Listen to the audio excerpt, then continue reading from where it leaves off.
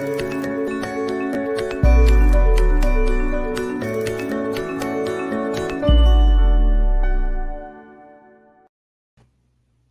everyone. It is Live with CCO. It's episode number 43. And tonight we have a fabulous guest.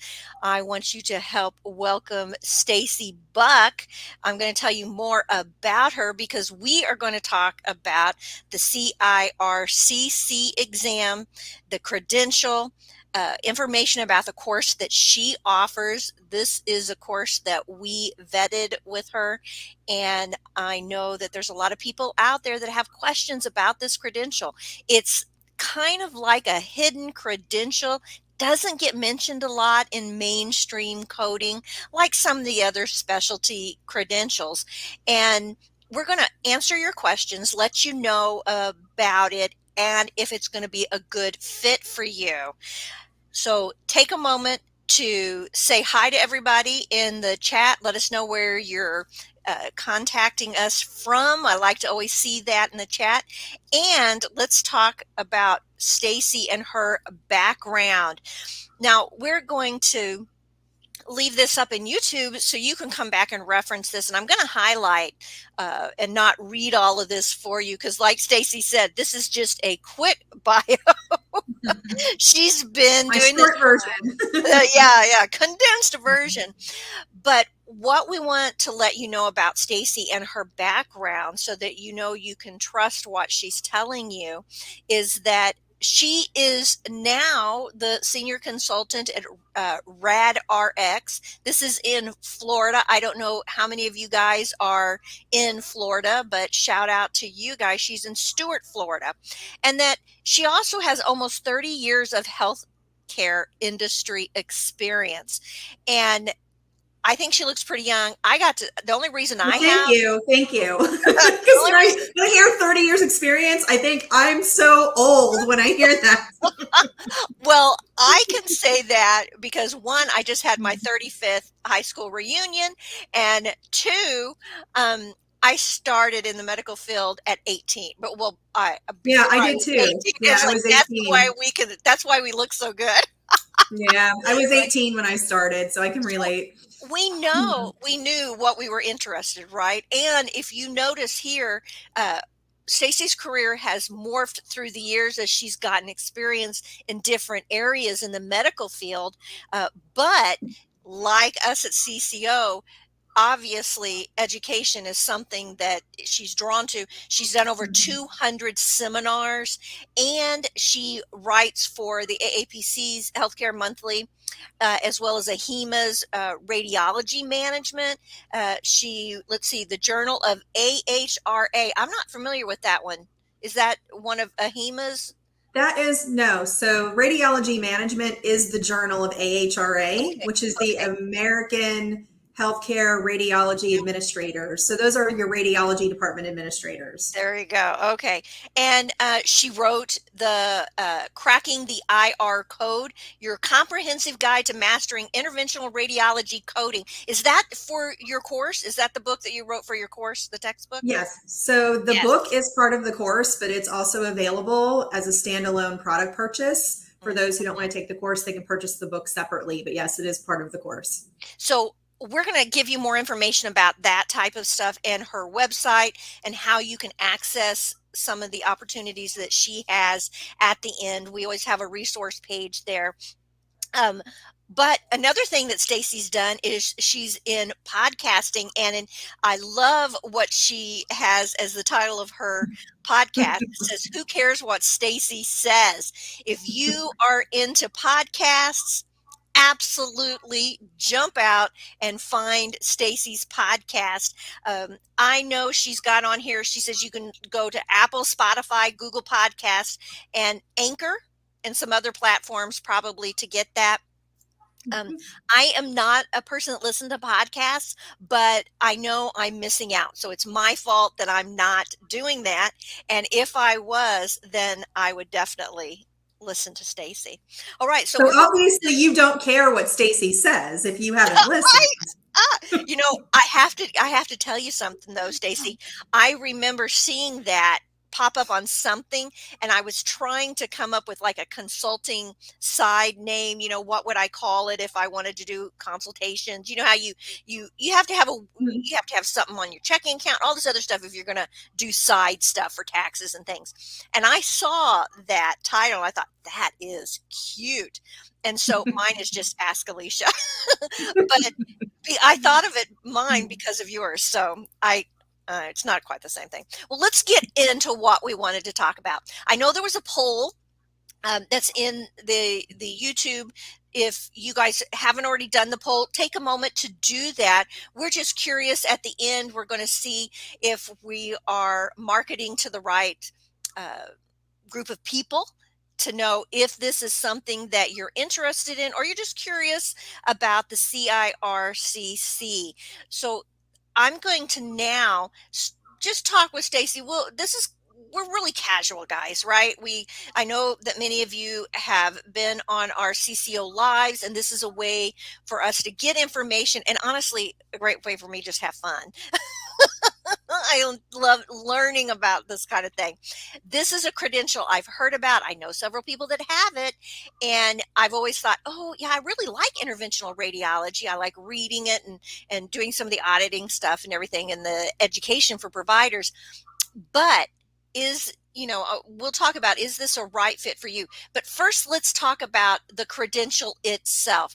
The CIRCC stands for Certified Interventional Radiology Cardiovascular Coder, and there's actually two other cardiology type credentials that are specialty: the Certified Cardiology Coder, the CCC, which is very different, and there is a cardiac thoracic surgeon specialty. So, Stacie, if somebody's looking and seeing the CIRCC pop up and they're curious about it, what do we need to know about the credential as it compares to other specialty credentials? Okay, well, I'll start with talking, since you have this on the slide, the comparison between the CIRCC and the CCC. Because often when I have coders contact me who are interested in the CIRCC, one thing that they ask me is, will it help me with cardiology? Because cardiovascular coder is in the name of that certification. Mhm. So they feel, or they're asking, will it help me with IR and will it help me with cardiology? And as far as the CIRCC is concerned, it is really heavily focused on interventional radiology procedures, both vascular procedures and non-vascular procedures. And the cardiology content is minimal on the CIRCC. I would say, it's been a long time since I've taken it, but I would say probably out of the 150 questions on the exam for the CIRCC, you're probably going to have 10 to 12 questions, maybe a dozen questions Wow, on that's long. cardiology. Yeah, and the questions are going to pertain to diagnostic heart catheterization, coronary angioplasty, coronary stent, atherectomy, things of that nature. So the types of procedures that would mirror the other IR procedures are those cardiology procedures. So if you're looking to demonstrate proficiency in cardiology, this is not the credential, in my opinion, that does that, because it is so minimal on the cardiology content. If you want to demonstrate proficiency in cardiology, then you would go with the CCC. Now, Mhm. looking at the composition of the exams, another major difference in the two exams is that the CCC has questions on E&M coding, E&M guidelines, Right. Medicare, billing and coding guidelines, things of that nature. It gets into the nitty gritty of billing, incident to consultations, things like that. You don't have any Mhm. E&M at all on the CIRCC exam. It is Wow, I wasn't aware of strictly, that. yeah, it is strictly all procedural on this exam. You will have a few questions that pertain to anatomy and physiology and med term. Again, very few. And again, it's going to be surgical procedures. And the majority of that exam, it is operative report based. They give you actual reports and you are coding the reports on that CIRCC exam. So It's the still question that, multiple choice, right? yes, it is multiple choice. So the question that I get when people see 150 questions are on that exam and they say, oh my gosh, it's report based. How the heck do you complete that exam in the 5 Mhm. hours and 40 minutes? Well, how they structure the exam, when you are coding an operative report, you will actually have 2 to 3 questions about one operative report. Oh, So the questions don't represent individual cases. You will have maybe smaller scenarios where you can answer quickly for some of the questions, and then other that questions where makes you're reading sense. actual reports, you may be answering 3 questions about that report. So they will, and I like the way they have it structured, and this is why. Because if you have a case where you're assigning catheterization codes, imaging codes, and an therapeutic intervention code, those of you who aren't quite familiar with interventional radiology, we have what's called component coding. So you are assigning multiple codes to cases. So rather than, missing one code and getting the whole question wrong, at least if you've gotten your catheterization codes correct and then your diagnostic imaging correct, and then you miss the intervention code, you've gotten 2 out of the 3 questions right. Whereas if they combine them all into one answer, if you just Mm, miss one code out of a list of 4, 5, 6, 7, 8 yeah. codes, then you get the whole thing wrong. So that when I explain that that's how it's structured, it's a little less intimidating when I Well, explain it. that But makes that's more sense because the if it's not like a regular op report. When you talk about components, there's so many steps and so much that's yes, involved, unlike an op report for the CPC, even an inpatient credential.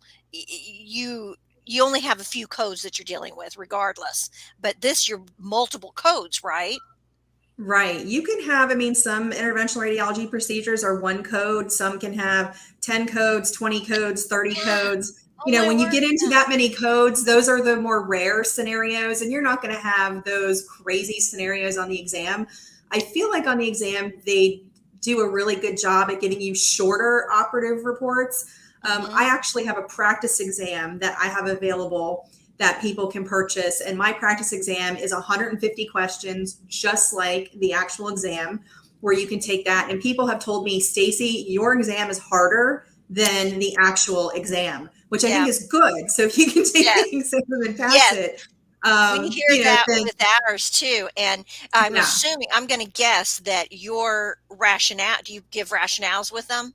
yes, And yes, that's where the meat is, right? It's, yeah, it doesn't matter in a practice exam, it doesn't matter if you miss it or not, but if you don't understand the rationale, you're lost. If you understand the rationale, you can move forward correct. with it.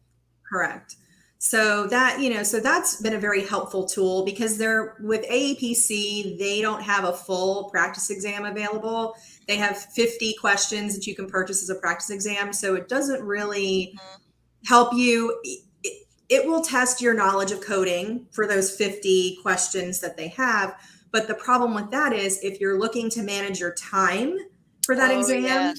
you Yeah. don't have the actual 150 question test in front of you to manage your time.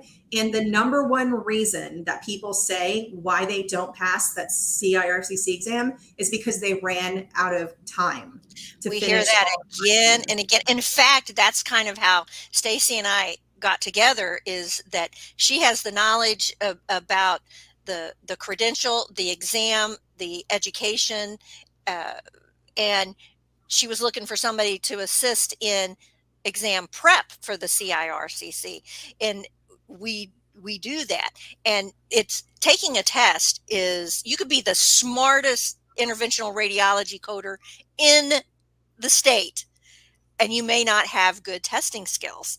And Right. when you take it and taking, like you're saying, some of the stuff I wasn't aware of with this credential, this particular test, that opens up to a different type of testing strategies that need to be in place before you sit for the exam. When we do our practice exams, and we tell people you've got to be making 85% or better on Hmm. those and doing your time.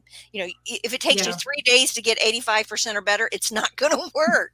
And Right. so that's another reason why we wanted to talk to you guys and let you know what to expect about this predictor credential. In fact, I think is that the next question? Now, that's the third question. Let's go ahead and jump into, who would be a good fit for the CIRCC. Now, it is, I do know we get this question a lot. People will say, well, if I get another credential, will it make it make me more, uh, will people want to hire me? Right? Everybody wants to know. I worked so hard. I took my training. I got my credential. Now I need a job. And sometimes, in some scenarios, picking up another credential makes you more marketable. Uh, but this is a high level credential. We get a lot of people that say, I just got the CPC. If I go get the CPMA and become get that auditing credential, do you think I'll get hired? Well, you don't get the experience with it. Right. And I think that probably plays a part with this. Is that true? Who's going to be a good fit for this particular specialty credential? Yeah. So with any, coding position, experience is always going to be key. A credential shows, to me, a credential shows that you have a certain level of mastery in a That's right. particular specialty. But just because someone, you just said some people are not good exam takers. Well, there are other people who are great exam takers. And then when it comes to real world coding, they struggle. There's that flip as well. So Yeah. just having, the CIRCC credential alone, again, it's going to demonstrate you have a certain level of proficiency. But because it's such a highly complex area of coding, the expectation would be, in most cases, that you have experience in coding interventional radiology, in addition to having the CIRCC. Now, anybody who wants the CIRCC can pursue it. I don't feel that there are any limitations if you dedicate yourself to it, because people ask me how I got into it and ask me about my coding background. Now, I usually recommend for my online course that I offer for, CIRCC training, people ask, are there any prerequisites? I usually recommend that they have at least one core coding credential, a Yes. CPC, a COC, a CIC, a CCS, a CCSP, and some coding experience behind them, because I believe it will make it so much easier, because that demonstrates to me they already have a basic understanding of coding and coding rules and CPT. And you need that before you jump into interventional radiology. I just Now, thought of something, Stacie. What if they're a yeah, clinician? Now, I'm going to assume you're going to say, even if you're a clinician, if you're an RN, you still need to have a coding credential under your belt. Now, I wouldn't say, that's different you don't, with the other credentials, but I think what you're saying is you need to understand the code sets before you jump in and get right, into the right. CIRCC, right? Yeah, so Okay. my course that I offer, it is one that is geared towards beginning IR coders, little or no, IR coding experience. That's what my course does. So Okay. you can't come into my course and expect me to teach you CPT coding.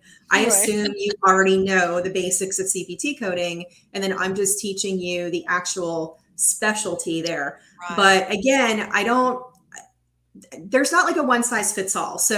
Right. So me, as far as coding is concerned, years ago, all I've ever done on the job for like coding, in my one job early on, I did diagnosis coding at a rehabilitation hospital, and that was it.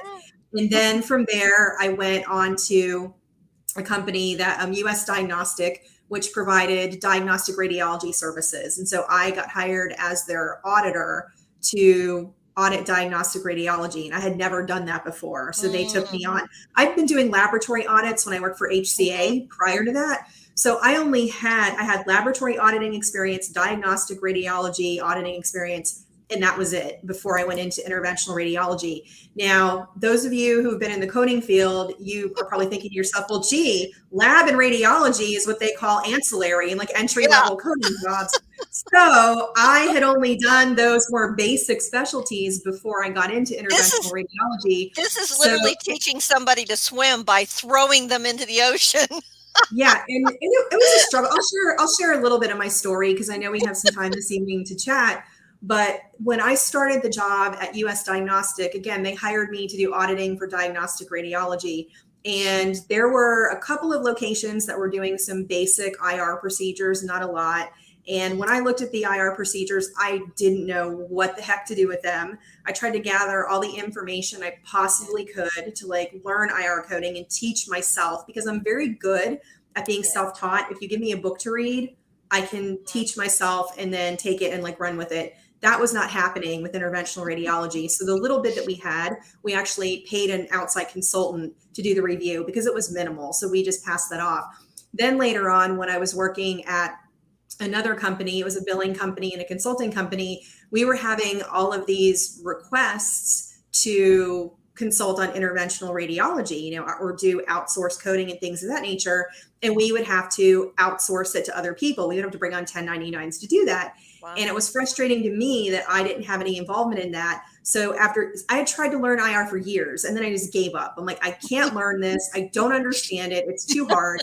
And it's not like me to give up.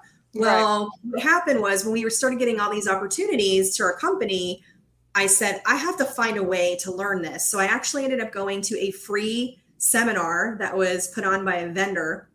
And there was a gentleman there by the name of Gary Burns.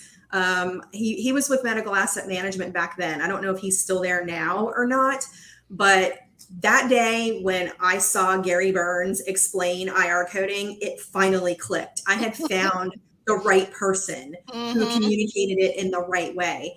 And then once I spent that whole day learning from Gary, then I went to the week-long course that Medical Asset Management used to host 4 times a year, where you would sit through instruction for 4 days. They would teach you about IR coding, and then you would sit for your credential exam on the last day. Now, this is before AAPC had the CIRCC.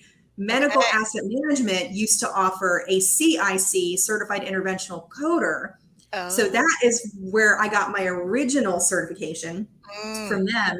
And then a year later, they made some arrangement when AAPC wanted to offer the CIRCC that they would stop offering the CIC. I don't know the details of it, but then it switched, at that point. But that was the turning point for me. And then fortunately for me, when I came back from that, I had, in my company, I started doing IR coding, but somebody was auditing my work for an entire year. It was concurrent auditing. Anything I was doing, we gave to someone, they reviewed it. And then over time, my work is getting audited less and less and less because I'm catching on. And then a year later, I was teaching interventional radiology coding. I remember the Connecticut Hospital Association contacted me, and they're like, we want to do 3 days of education for interventional radiology coding. And I went and did it a year in. It was 1 year. It was the same week. It had been exactly 1 year since I had been in the medical asset management training course.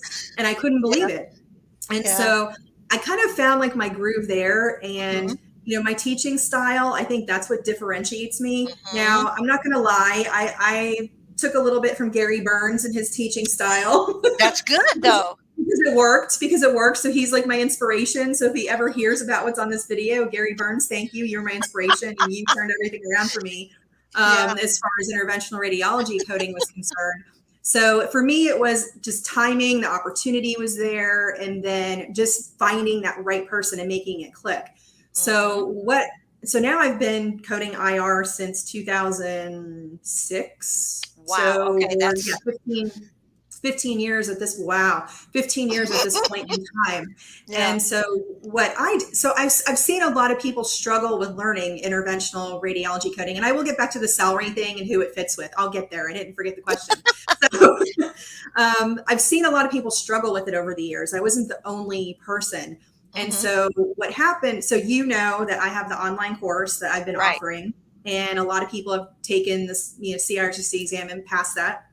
There's been a lot of success with it.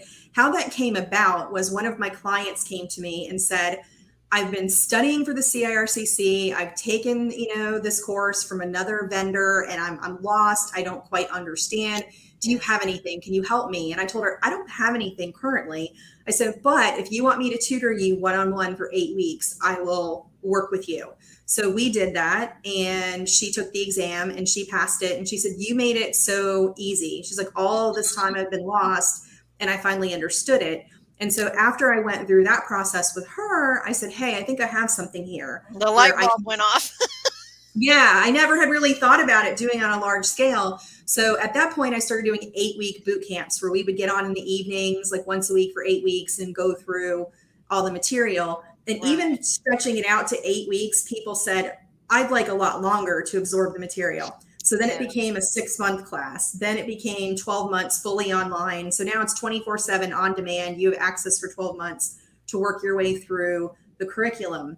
And when I first did it, I didn't have the book, but I think it was the second year I had the course up and running. I wrote the book that actually now goes with the course. And so what I did with the course and the book is I created the course that I wish I would have had when I tried Mm-hmm. to learn for the first time over 20 years ago. And then I also wrote the book that I wish I would have Mm-hmm. had 20 years ago, because I bought all the books that were on the market. And I'm not, trying to say anything negative against any of the companies that are out there with any Right. publications, but to try to teach yourself from these books on your own, you can't do it. They're just They're not written from a designed. provider's level, Um, in some cases, because that's the only resources that are out there, I think, or it's providers teaching, you know. they're all kind of different. Like all the companies that do it, they present things like a little bit differently. So they all kind of have their own nuances. The books that I was drawn to the most and found to be the most helpful are actually the revenue cycle coding strategies navigators. That Oh, was, I felt, the best for beginners back okay. then. Now I feel my book is the best for Yeah, beginners. right, right. I have to Because say real quick, what you're saying in your story really, mirrors what Laureen went through back in, when she started her schooling and wrote that bat technique and everything back in 99. She had to take the exam and she did a boot camp, and just the different phrases and different things that you're saying, just it is mirroring things that she said through the years. So I think that's really interesting. yeah. So that's awesome. So see, we're like a great fit here. Like, Yeah, CCO, yeah. like me, we're like a great fit. Like, for Hmm. that and reason and many other reasons. But yeah, so I created, if I would have had my course in my book 20 years ago, I could have taught myself. I wouldn't Yeah. have needed to do anything else with that. So I'll talk a little bit about the book and the course just briefly, and then if anybody has any questions, we can come back to that. And So that I have, information to the links will, remember, guys, it'll all be in yeah. the resource at the end. So we'll make sure you have access to it. Yeah, so the book is 800 pages. Okay, this thing is a That's monstrosity. intimidating. Um, it's got a lot of information in the actual book, and what makes it different from other books on the market, besides its ridiculous number of pages, is how the information is presented in the book. So there are coding scenarios that are in the book, and then I give you a detailed explanation on how to arrive at the codes. Like there's a narrative of the thought process in arriving at the codes. Mhm. That's in the book. There's also case studies, operative reports with that same process written, as well. So that's where it's different, where you're not getting the level of detail in other publications that are on the market. If you're looking for something that's like a super duper quick reference thing, mine probably is. I wouldn't consider it a quick reference, although it has a Right. lot of information in there. It's helpful. Practice Other and people, practice and yeah, practice. I've had people tell me who are experienced coders that they like my book, and they purchase Mm, it, even if they have experience, just because they like the way that it's laid out. mhm. Um, but that, I think people have used that for a CIRCC study guide, because Yeah. that's the other thing that people have said. When they purchase the study guide, they don't feel like it has enough information. I mean, I'm sure you've seen some of the study guides that are out there for the different credentials, Yes, and I've seen them they're all. more, yeah, they're more of it gives you an idea of the type of content that's going to be on the Mhm. exam, but it's not really teaching you anything. It's No, really just a review. So if you're right. looking for something that's going to teach you about interventional radiology coding, because the thing is with IR, you could be doing, because it's so broad and it covers so many Mhm. procedures, it could be that on your job, you're coding maybe 50% of what would fall under the umbrella of IR. So if you want to sit and take this exam, how do you learn the other 50%, Mhm. that you're not doing on the job? Even with my clients, there are some procedures, my current client group, I don't see them. And if they happen to come across my desk, if somebody's sitting in a single consultation, I'm like, shoot, I got to pull out my book and remember how Yeah, to do that, because I yeah. haven't seen a case like that in a while. Plus, Um, stuff is always changing and new procedures and yeah, techniques are being discovered, because this is a hot area in medicine yes. for new technology. Yeah, definitely. Okay, so let's talk money. So everybody always wants to know about money. That's always the thing. So you see Yeah. on the slide in front of you there that $69,000 a year is the average base salary. So the question that would be asked is that realistic? Mhm. I believe that is completely realistic for an interventional radiology coder to make that per year. With Sarah that said, asked. Do you see what Sarah said on the pop-up?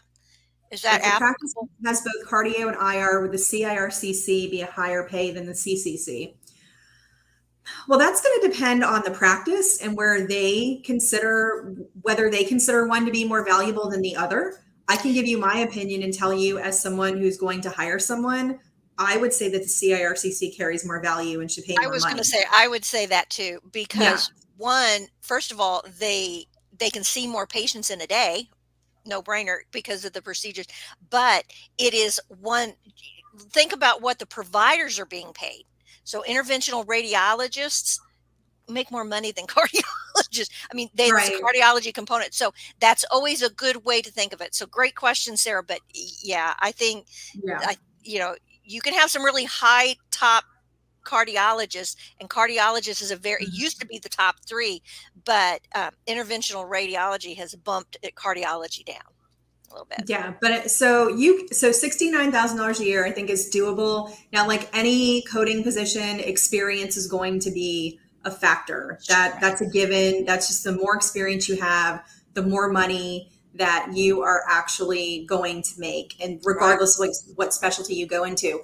So just to put this in perspective, so let's just say it's $70,000 a year. $70,000 a year is roughly $35 an hour. That is extremely reasonable for an interventional radiology coder. I don't see any reason why an experienced radiology coder couldn't be making to the $40 to $50 an hour, which is Right. then going to push that to the $80 to $100,000 range. Experienced is key there. Yes. Now, as far as the best fit, like who would I say?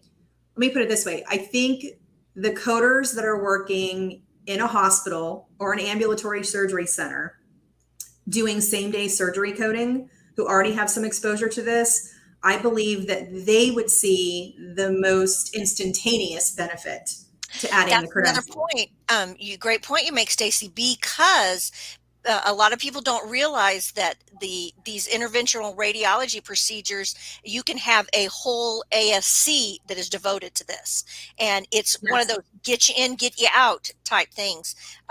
We'll get to your question in just a minute, Robin, about how hard it is to gain experience after getting the CIRCC. Yeah. But I think what Stacey's leading up to is if you work as a coder for an ASC, you're probably getting that experience already because especially if you work for a hospital system that has an ambulatory surgery center, Right. et cetera, you will be doing these along next to Yes. colonoscopies and kidney Right. stones and all that other stuff.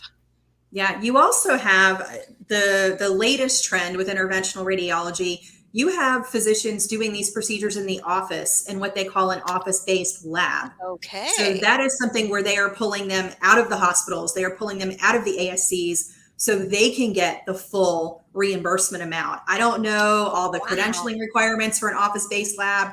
I don't know. I don't get into the weeds of that, but You I'm know, seeing more and more providers doing that, which tells me that interventional that's just going to increase the need because more and more procedures are being done and they're being done in the different settings.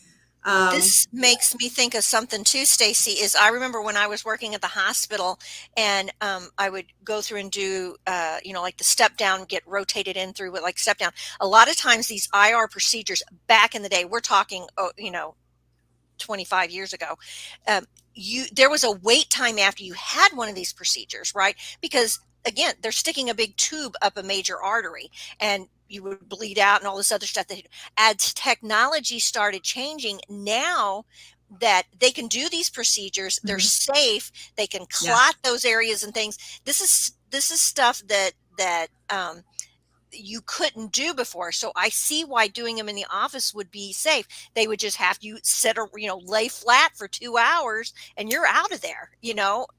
That's wow. That shows you how technology is always Mhm. changing. Sorry, going off on a tangent. Go Yeah. back, Stacey, to what you No, were it's saying. true. I mean, most patients, these procedures can be done in an office Yeah. setting, unless it's a situation where they have several comorbidities and they have other situations that might put them at high Yes. risk. Then the Yeah. physicians will take them to the hospitals. I see that when I'm working with providers where they will do most of the cases in the office, but then there are some they have to put in the hospital because of the risk to the patient. It's greater, or Yeah. sometimes some insurances still aren't sold on the whole Yeah. office-based procedure. concept, and they want That'll them in an change though. ASC or a hospital. Yes, it will. It will. Saving money. The other thing, I think I'm glad you did comorbidities, but also when you think about some of these procedures, they're sometimes just going in to look real quick, and if there's a problem, they fix it.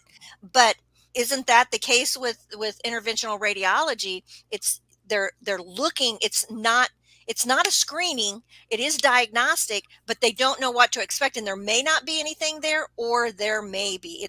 I don't know how, there's a fine line. It's not preventative, but if you've got a person with an arrhythmia and having some chest pain and a few more things, it's like, you know what, let's just go look. If we need to put a stent in, if we need to do this, then we will. But like I said, they can just bam, bam, bam those people in there really quick. That's Yeah. interesting. I'm Well, and sorry. Another tangent. some things too are simple. I mean, when we think Stents. of You just put intervention, in those little stents, right? yeah. We're And not when we talking think about of a person having a interventional, stroke. right, like interventional radiology, people think of the stent, the angioplasty, the atherectomy, the embolization, thrombectomy, things like that. But also interventional radiology Broader. are your needle biopsies and things like that. Yes. Those very simple, interventions that are done on patients that very easily can be done in the office that you definitely don't need to have in an OR, type Right. setting. There's a lot of procedures there. They also do some spinal procedures that can be done in the office, spinal injections, pain management actually is part of interventional radiology. Mhm. A lot of those procedures are done that way. It's a very broad Yeah. area. And actually, let me read you. This is just to give you an idea. Here, I'm going to read you. I put the list here because I know I'd forget them. So the content that's on the CIRCC exam. These are I all of almost the. copied and pasted it on there. Almost did, and I thought, no, I So, won't do it. well, this is from my table of contents from my book. So these Okay. are all of the areas that would be covered on that exam. So of course you have all of your diagnostic angiography where they're doing your imaging studies that can occur anywhere in the body, arterial system, venous system. But procedures, when we're talking about the vascular procedures, you have angioplasty, stent, atherectomy, embolization, thrombectomy, thrombolysis, infusion therapy, placement of IVC filters. When Mm, they do the TIPS procedures, the transjugular intrahepatic portosystemic shunts, transcatheter removal of a foreign body, transcatheter biopsies, dialysis access maintenance, the dialysis circuit procedures, those are interventional radiology. Placing central venous access devices, placing tunnel peritoneal catheters, and then endovascular repair is also part of it, where they're right. doing the abdominal aortic aneurysm repairs, things of that nature. And then non-vascular, we have gastrointestinal procedures, urinary, biliary, biopsies, aspiration procedures, drainage, sclerotherapy, ablations, arthrograms. And then for spinal, we have vertebroplasty, kyphoplasty, facet joint injections, nerve block injections, epidural injections, myelography, lumbar punctures, and so on. So Wow. that's pretty broad. That's Everybody thinks it's, oh, we're just, like you said, putting in stents and blowing out the yeah, no. arteries, but no. And That's it, everything that would be on the CIRCC exam. This list yeah, right here would be what you that's, would see on there. Yeah. yeah, And then the cardiology stuff too, as well that I mentioned in the beginning. So it encompasses a lot. And so I think that's, kind of helpful to know that it is such a broad area there with very that. exciting. And Yeah. that's why the pay scale is where it's at. Your level of knowledge has to be very high because, Yeah. as you mentioned before, we're not dealing with just one code all the time. Right. We're dealing with multiple codes. Let's look at our You're next. dealing with different body areas, and each body area has Yeah. different coding rules. The different interventions have different coding rules. Wherever there's a vessel, you can go. Wherever there's a Right. lumen, they can go. But A tube. Right, but it's also not just the vessels. So the procedure with the vessels are what we would call complex interventional radiology, and then the other stuff that's non-vascular, we would call that simple. Just if you want to break it up, I mean, are some of those non-vascular ones simple? Not so much, but usually when people say complex, we're talking about vascular. So I want to circle back to who this is a good fit for. Yeah. So I mentioned the same day surgery coders who are working in a hospital, ambulatory surgery center. Those are the ones who I think are going to have the easiest time benefiting from getting the CIRCC credential. That's not to say that other people can't. What I have seen happen in the past, I would say definitely 2 years, maybe even 3 years, I have Mm. seen a lot of job postings that it has said CIRCC required or CIRCC preferred when we're talking about these types of Oh. procedures in the hospital setting or ASCs. Mhm. because interventional radiology, if it's especially if it's a facility that does a ton of interventional procedures, they want Yeah. to know that they have a qualified coder that can do these procedures. Right. So if you are already in that outpatient arena and you want to make yourself more Mm. marketable to a hospital or a surgery center, I would definitely recommend this credential because I feel, based on what I've seen, that this will give you the edge. I had conversations with a Yeah. recruiter, I think it was earlier this year. They couldn't find any CIRCCs to send to their clients, which was like Wow. shocking to me, for the position that they had open, because it was an outpatient coder, but the outpatient coder needed to have IR experience and have the CIRCC credential. That was one of the requirements, and they had a heck of a time finding someone. Wow. So that's where it's the best fit. But again, you can work for a radiology practice. If they're doing their own Yes. billing, the pro fee billing, you can work there. Now, a lot of radiologists outsource their billing to a billing company. So you Mhm. can go to billing companies and you can apply for coding jobs there and work through there. Mhm. Vendors, all of your outsourced coding vendors, they're looking for people who know interventional radiology coding. Right. There's a lot of different routes that you can go, and look for these jobs. So don't just necessarily think about the providers, but think about the vendors. And I think billing companies, sometimes when it comes to specialty certifications, they kind of get like overlooked. Like, oh, I wouldn't necessarily think to look at a billing company, for a Right. CIRC position. But a lot of these radiologists outsource their billing, and they absolutely need CIRCCs doing the coding for them, Yeah. 100%. That's That's great. There was a question that came up that Paulette said that I wasn't sure. She said, "What credential would I need to gain the CIRC? Uh, licensed insurance agent with coding experience, but no CPC." So that's a little bit of a scenario where she's an insurance agent and she doesn't have the CPC. Where would she start? So she says she has, so Paulette says she has coding experience. So I would say if you have coding experience, if it's outpatient coding experience, if it's CPT coding experience, it's possible to learn interventional radiology and then take the CIRCC. But again, I think it can be a bit of a challenge if you have not taken Yeah, another coding certification exam, only because I've taken several in my career and it is the most intense exam. And I mean, yeah. even after I had experience doing it, it's just stressful. I mean, I knew I was going to pass the exam when I took it because I had been doing it for so long. Mhm. But it's just stressful sitting there for 5 hours and 40 minutes. I'm Well, antsy and I can't sit still. That was I just one would of my problems. I would think too, that I feel like you need to build up your confidence in something like that. well, That's how I feel. and when you go to walk in, I just don't feel like a potential employer would look at you and say, "Okay, you've got the CERC, but you have nothing else. Why?" Right. Why Right. didn't you go ahead and take another credential and build up to that? There's got to be an interesting story there, and I'm not sure that, so that w I think I would Yeah. just get another credential under my belt. Yeah, no, Let's definitely a core credential. I mean, I would recommend to like anyone because that's going to open up Yeah, opportunities there. And then the problem is if people say, oh, I want to go into interventional radiology coding because you can make a lot of money. Well, how do you know you're going to like yeah, it? So it's almost like that's I right. feel that you have to, put yourself out there and expose yourself to different things, different aspects of You coding, know and having a core credential will do that. You get enough exposure to kind of see what you might like and what you may not like. There are certain things I don't want to do and certain things I don't. There's a reason why I specialize in interventional radiology. I yeah. like it. I enjoy it. Other things I don't enjoy. E&M coding, I hate. I did it for a year and I hated it and I never want to do it again. So that's just my, and other people Yeah. love E&M. They think it's the Yeah, greatest yeah. thing. And then other people tell me I stay away from it. I want nothing to do with it. No, thank you. So it's not Yeah, a good fit for everyone. It just depends on the individual whether or and I not it's a think good fit. that's another reason to get a core credential because I Yes. I know that we've had students come in. I remember a couple ladies that were friends that started at the same time, and they said you know, one said, I want to go into cardiology. The other one wanted to go into, gosh, I can't even remember what it was, but it was something else specific. Maybe it was orthopedics. And they said, you know, these are exactly what we love. And they had a little bit experience here and there.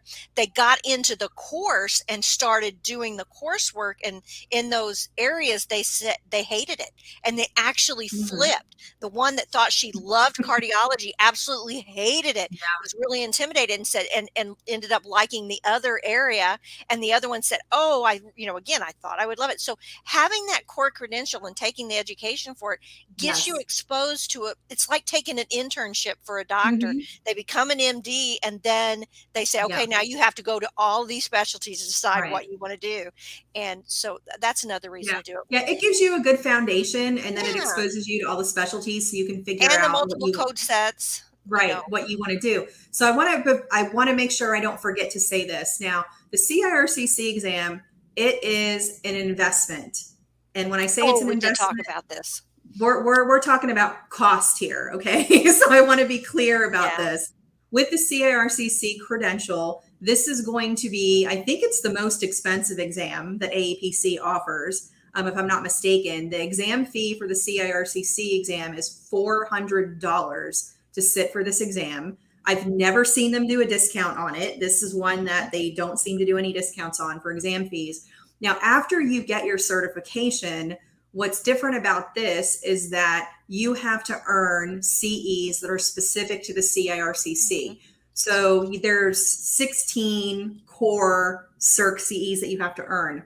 So 16 of these CEs, AAPC only allows you to earn these CEs from 3 companies. They have 3 designated companies, and 3 designated companies alone that can offer CIRCC credits. I am not one of them. I'm not thrilled about it, but and I've asked about it, but they don't seem to be changing their policy. They don't have any plans to change their policy from what I understand. So that's something that needs to be considered because you will have to pay for CEs, and it is extremely, extremely rare that you will see any free CEs or low cost CEs for the CIRCC. Right. They are out there here and there, but it is very rare. So I myself have to go, and it's kind of funny for me. I teach this, I do this for a living, and I'm paying. I mean, one of my competitors, I don't think they see me as a competitor because they're bigger companies, but I have to pay one of them to take their stuff. And Right. I'm like, okay, but this is what I do. So it's a little bit odd for me, but I have to pay for those CEs as and well. and it's not cheap because, you know, normally when you get like you were saying, you can get free ones. You may It used to be you I remember back when it was, you know, 50 to $100 a CEU. Now sometimes it's 30 or something, but we're talking $1,000 for just a few CEUs at a It time. depends. I mean, I can knock out my 16 at the lowest end for around $400 low end. Okay. Okay. But still, that's $400, where with Yeah, other nobody credentials pays $400 to get their regular you can core get a credential ton of ones. free CEs. And Yeah. one thing AAPC did change 2 years ago. This was Oh, not I permitted remember. until 2 years ago.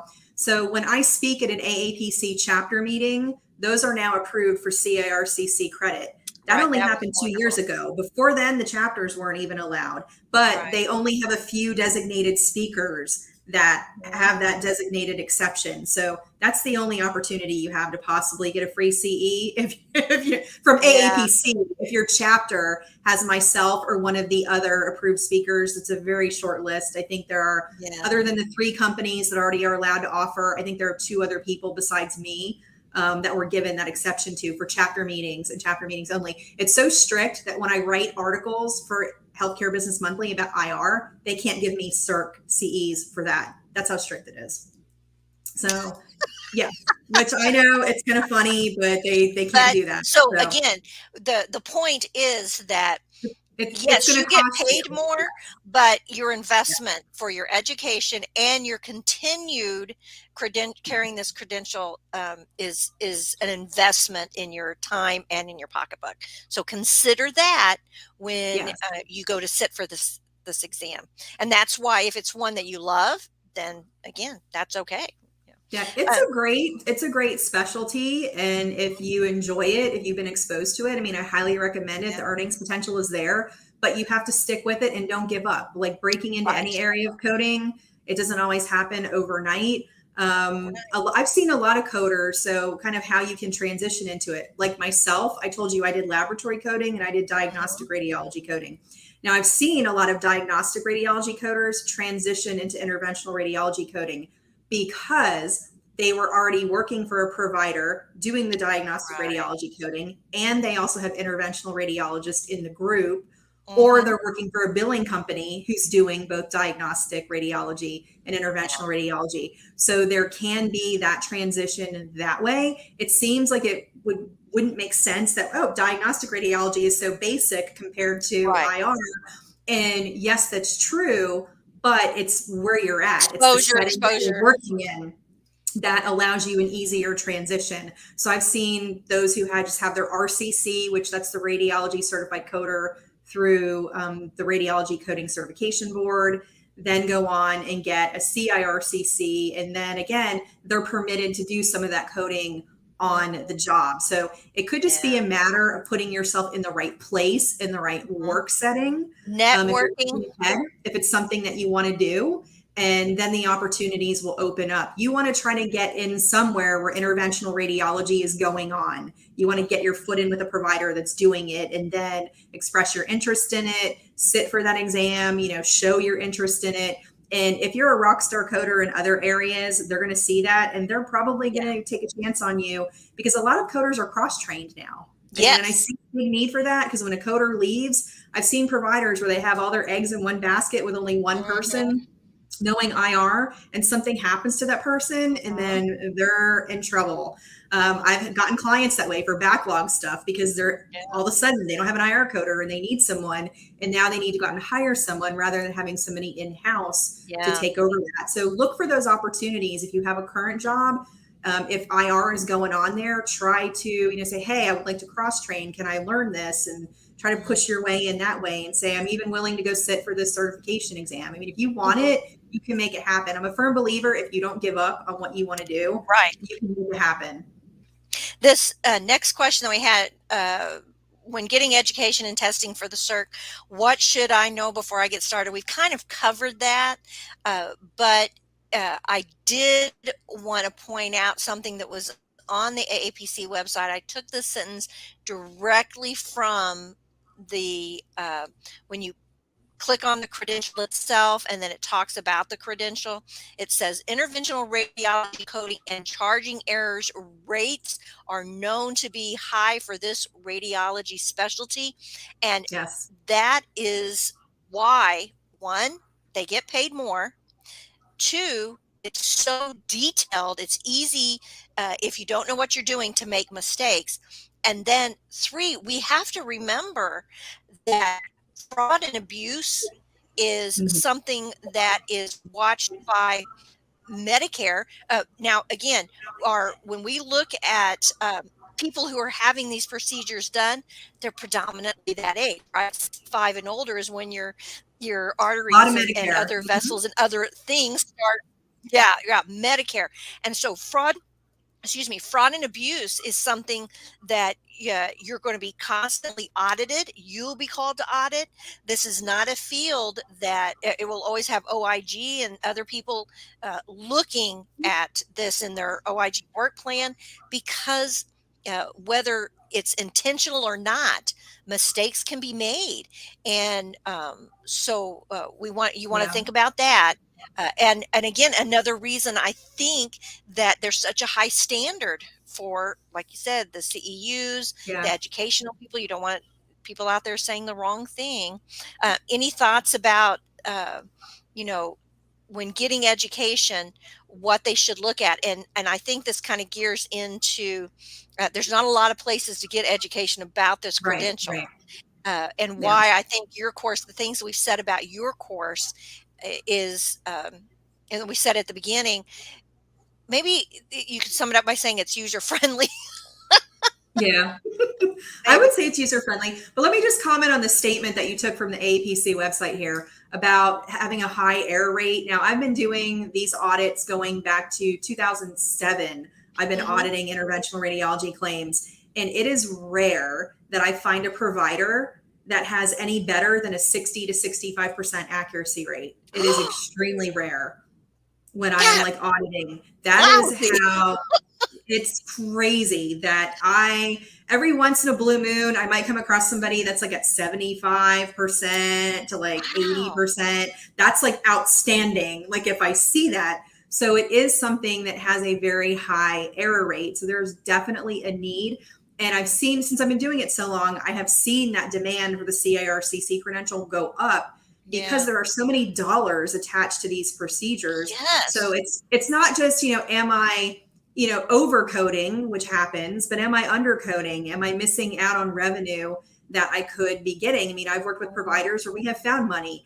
I've also had the flip side where I'm working with providers and I look at their coding and I'm like, oh my gosh, I just look at the 1500 forms and see the CPT codes that are assigned with modifier 59 slapped on everything. And I'm like, I know this is You're like, wrong. I don't ugh. even need to look at your report. I know it's wrong.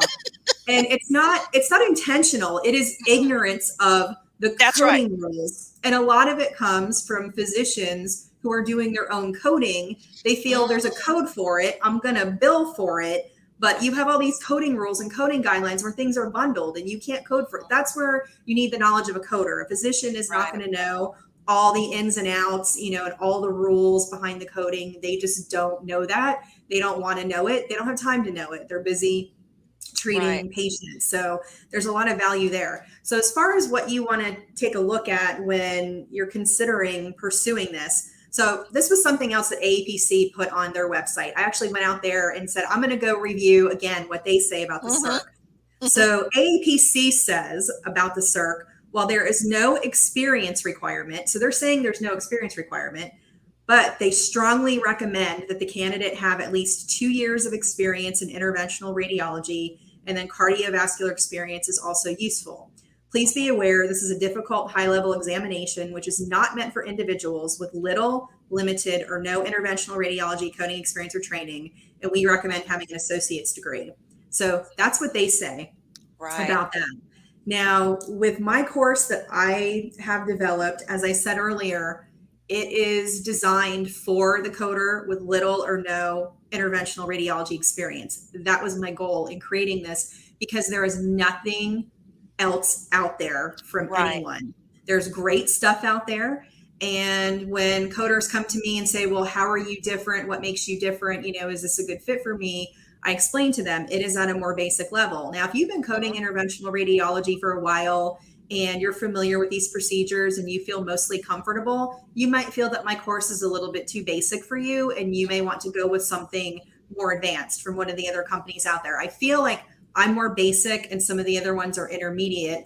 And I've had a lot of people come to me and they find me and they take my course and they say, I wish I would have found you sooner. I spent all We this hear money that a lot. on other books and other courses and they didn't help me. I was so lost and I found you and you made it so easy. And they go on and they take the CIRCC exam. And so to me, that's like the best compliment that anybody, can give when they tell me that I make it easy. I'm like, interventional radiology, I make it easy. People tell me that all the time. And so if you feel that way after listening to me teach interventional radiology, again, that's the highest compliment there is. So I'm for a very targeted market. So while AAPC says that they don't recommend it for little or no experience and they recommend 2 years of experience, I could put you in touch with people who have had little or no IR experience, who've taken my course, sat for that exam, and passed it on the first attempt. So it is possible. Now you have to put in the time and the Right. effort, Right. and do the work in the course, do all the Right. exercises, work through all the scenarios, work through all the case studies, and study, study, study. But it's absolutely 100% possible, to do it. So So again, I'm sorry, go ahead.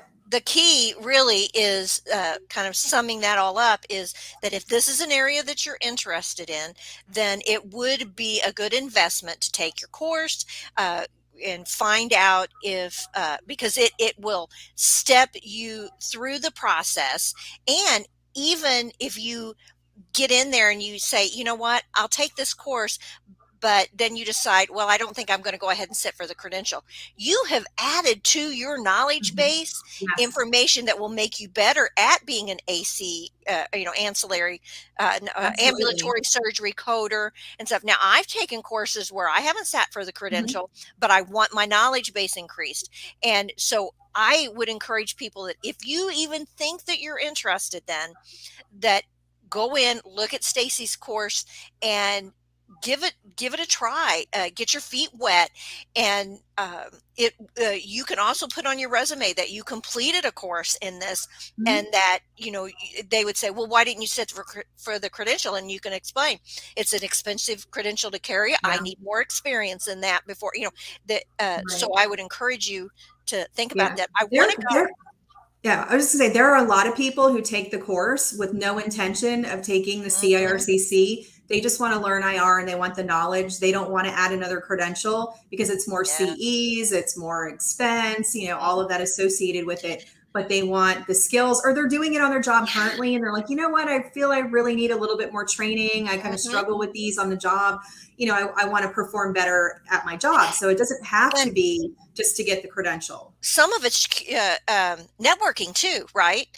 When you get in there, and it allows you to have the verbiage and the ability to have a conversation intelligently with people in that field. So Jesus put up the poll that we did, and it looks like it was a really good kind of a half and half of people that said yes, I'm curious, and only 11% said no, I'm not interested in that credential. Now I have to tell you, when I talked to Stacie a while back, and we were talking about this, and I kept thinking the CIRCC is, I know people that have that and they absolutely love having that credential, they love their jobs, so on and so forth. And I've always had it back in the back of my mind because I like cardiology, but I also know it's not the same thing. And so, but just listening to Stacie talk about it, and I was thinking, well, maybe I should, maybe I should go for that. And then I would say, stop that. This isn't an area that you want to go into. This is not but you can't help but get excited when somebody is passionate like she is. I know we hear that. They know we are passionate about this industry. And Mhm. again, you want to have your educator be passionate about what they're teaching. And so I think you're going to find that with Yeah, Stacie. this is a great specialty. I have built a Yeah. business on this specialty. Now, for years I did diagnostic radiology and interventional radiology, coding, auditing, education, all of that. Uh-huh. Over the years, my business has shifted where I would say 95% of the work I do is on interventional radiology and like 5% diagnostic radiology. So this is Wow. how I make my living, Your bread only and butter. doing interventional radiology.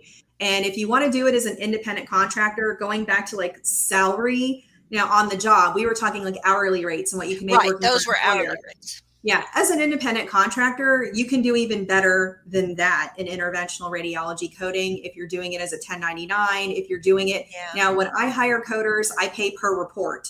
There are a lot of companies that don't do that, they pay Mhm. hourly. I like to pay per report. I bill my clients per report. I don't want to be penalized because I'm fast. So I do per And report. Maureen gave me great advice here not too long ago, because I got into doing a little contract that I thought, oh, well, it'll be easy for me. And it really wasn't. And she said, are you being paid, per hour per or Yes. per chart? And that is also kind of a buffer. If you're new, then you don't feel bad about being a little slower Right, either, right. because you're not costing the company as you're building your experience. So there's advantages to being, Right, paid it per. is because you're right. If you're someone who needs a little bit more time, okay, you're not going to make as much money, but you have that wiggle room to be able to do it. Yeah. If you're someone who works faster, like when I used I'm to have fast big, in what I do. I well, I used to have big diagnostic radiology coding contracts, like big ones, like years Yeah. ago before the CAC was widespread and before a lot of it went overseas. I had some coders working for me part time, making $100 an hour coding diagnostic radiology. I'm not kidding you because they were fast. and they were really good and they were accurate. That's And that right. is insane money for diagnostic radiology per Yeah. hour. So now you're not going to get rates like that now. That was back when No. the pay was like $1 a report. Okay. Yeah, yeah. Pre Gigi ICD said 10. But I find if you are, if you're fast and accurate, piece rate is accurate. always going to be your best friend over hourly, because I feel and I feel like this when I pay people who work for me. Why should the person who's producing double get paid the same amount per hour as the Right. person who's producing half as much? So it's just another way to, think about compensation. So just quickly, if I can, just Yeah. briefly, let me mention about the course. So as I mentioned, you have 12 months to complete the course once you purchase it. It is on demand 24/7. It is all live webinars with me. I am actually, what you do during the course is you have coding scenarios that you practice with. And so you'll do a scenario, you'll check your answers, you'll try to figure out where you went wrong. If you can't figure it out, you hit play on the video, and I come and then I explain to you in detail using vascular illustrations how to arrive at the code. So I'm giving you that instruction, that feedback on every single scenario that you're coding in the course, which I think is helpful, at least for the Yes. 4 modules on the vascular stuff. I do that level of detail. And you have Q&A, 12 months of Q&A, so you can ask me questions when you're going through. That I think is another advantage, where if you go take some of these week-long courses, you're there in person for a week, then you leave, you have no support when you leave. And how much have you really learned in a week? You can't learn IR Mhm. in a Mm-mm. week. So just having that prolonged access is very helpful. So I usually recommend, if you want to sit for the CIRCC, spend about 6 months, pace yourself to complete the course in 6 months, and then spend 6 months reviewing and studying if you feel you need that long. Some people will take the course in 3 months. It's the quickest anybody's ever completed it. But those are people who already have some experience doing it. So I will say that. But I just feel like it's beneficial because you have a longer amount of time. And then you don't have to travel anywhere. You sit from the comfort of your home in your pajamas and Yes. work on it, whenever whenever you feel like it, which is a nice perk. And if you go to Mhm. the RadRx website, you will see a bunch of testimonials from people who've completed the course about their experience with it. If you go and check out the information on the book, you'll see a lot of testimonials on the book. And again, I think those, speak for themselves, just, Mhm. to the quality of the course. And I constantly have people calling me and asking me about it and inquiring about it. And so I will. Oh, so before I go, I wanted to let everybody know I've set up a discount code for anybody affiliated with CCO. So if you're listening and you want to take the course, write this code down. It's CCO10. And CCO10 will get you 10% off any of the online courses or the book. Now, when 10% off may not seem like a lot, off the one Uh, course, it's $200. So it's now my course isn't cheap now, but yeah. compared to what's out there, I am probably a little bit less than what's already out on the market. And you've got access for 12 months and you've got the support. So you're getting a lot more Mhm. for that price tag. And if anybody has any questions about it, feel free through the contact form on the website, Mhm. submit an inquiry. I'm happy to answer any questions. So I see we're already past 9 o'clock, but people have But been popping up some questions in the chat. Can we kind of look through and maybe try to yes, answer and those? Gigi mentioned, and I was going to say the answer is yes. She goes, "Can you sometimes get your employer to pay for education?" And you know what? If Yes. you are working for them already, absolutely ask. It never hurts to ask. Sometimes they build that into their budget. So thanks for Yeah, asking that, some Gigi. some of my yeah some of my students have their employers pay. Most do pay out of their own pocket. I will say Mhm. that they Yeah, absorb the expense because they want the knowledge and the never education. hurts to But ask, though. yeah, but I do have some employers that do spend the money for their coders to take the course. Yeah. Absolutely. And Whitney says, would you do an internship in interventional radiology? Is there internships out there? I would think it might be a little hard to find them in that specialty. I don't know of anything specific to interventional radiology that would qualify for an internship. Nothing that I'm aware of. Yeah, yeah. Let's see. How do you get hired when you're new? We covered a little bit of that, Deborah, some options and stuff. But my takeaway is that getting some getting, first of all, networking, but getting a Yes. position in something like an ambulatory surgery center where you're getting exposure to a lot of different quick types of procedures, multi procedures will make, and interventional radiology is done, then that'll make it easier for you. Yeah, if that's if it's new to IR. So if you're new to IR, but if you're new to coding, then that kind of changes the question. No, If you're new to yeah, coding in if you're new to general, coding, no, that's yeah. not the same Then answer. then then well, if you're new to coding and you just want a coding job, then that again it changes the question. And that would be, I tell people who want to get into coding and they're struggling to get the first coding job, get into an organization that does coding. You may not start as a Mhm. coder, but apply for something else. Get your foot in Deborah the door mentions billing. somewhere.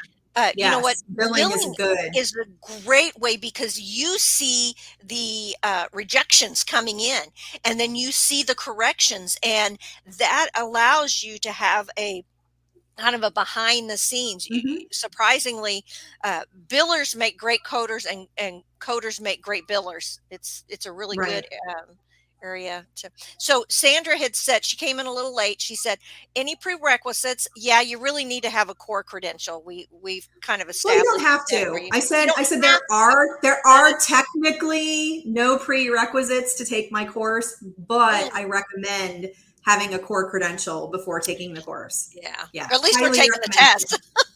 Yeah. And let's see. And the CPC is a good core credential, and I think it would be either go with the HEMA or the AAPC. And there's some other credentials out there that you may want to look at. But have exposure to the code set, I think, is the way that. Let's see. Deborah said she did MMI instead of AAPC. So I'm not familiar with that one as much.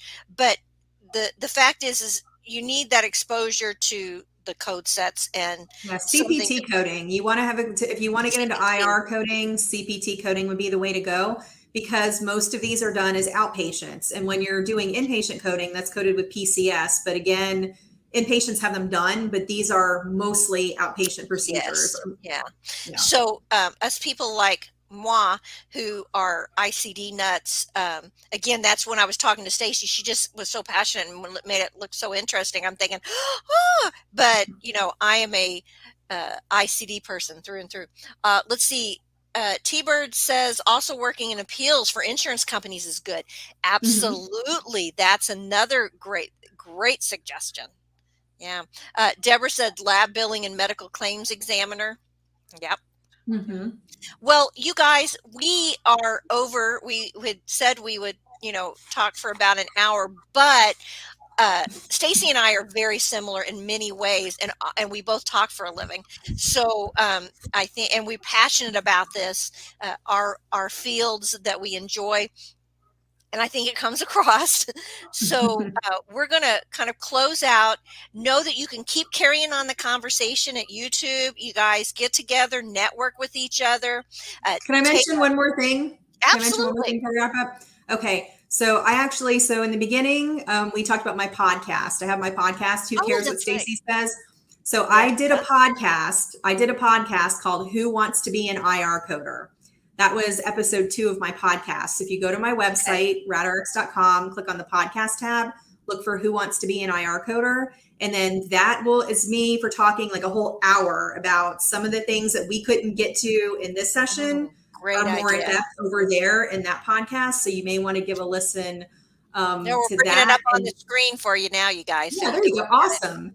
And then Number just a 2. reminder, CCO10 that is the discount code. If you're interested in purchasing the book or the online course, you can use the coupon code in the online store.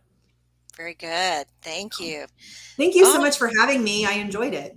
yeah, we'll have to do it again and take another aspect of something, and we appreciate you guys joining us. Now, since we're running this live on YouTube, don't forget to hit the thumbs up, guys. That helps us. And also the comments that you make, let us know that what we're providing for you is pertinent and something that would be an asset to you. So again, continue to have conversations on there. Don't forget, you can subscribe, but if you want to be notified of every time that we're going to air presentations, we always do Tuesdays, Wednesdays, and Thursdays. You can go to cco.us/notify. You can also hit that bell on YouTube, and it'll let you know when we go live. But the notify will get you an email so that you're not late, because I saw a couple people say, oh, I'm sorry, I wish I wasn't late. So you can get that information early. And again, if you have any questions, you can reach back out to us at CCO, and we'll make sure that you get in contact with Stacie. And I'd love to hear back from you if you signed up with Stacie to take her course. Again, I'm itching thinking that, oh, I would just love to do this, but we'll see. We'll see. We might someday be in a course with her together. All right, guys, thank you very much. Thank you, Stacie, for joining us. We're going to be so much, we're going to be good friends. Thank you. Thank you so much. Bye, guys. Bye. Do you need more medical certification and business training? Learn more at www.cco.us.